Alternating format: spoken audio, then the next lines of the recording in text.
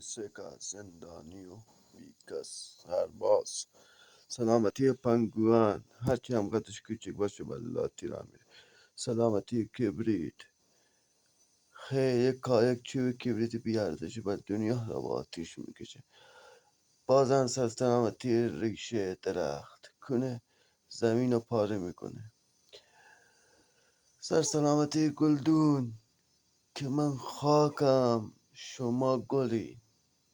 سلامتی داداشیا همه زندانیا بی ملاقاتیا مریضیا سربازیا همه افتخار میکنم همه مریضا زندانیا خوب شن آزاد شن همه کارن.